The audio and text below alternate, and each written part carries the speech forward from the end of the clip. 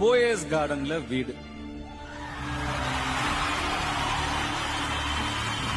இது இவ்வளவு பெரிய பேச்சு பொருளா மாறும் அப்படின்னு எனக்கு தெரிஞ்சிருந்தா நான் பேசாம ஒரு சின்ன அபார்ட்மெண்ட்லயே இருந்திருப்பேன். எங்க நாளா போயஸ் கார்டன்ல வீடு வாங்க கூடாதா? தெருவில் இருந்தா தெருவிலேயே தான் இருக்கணுமா?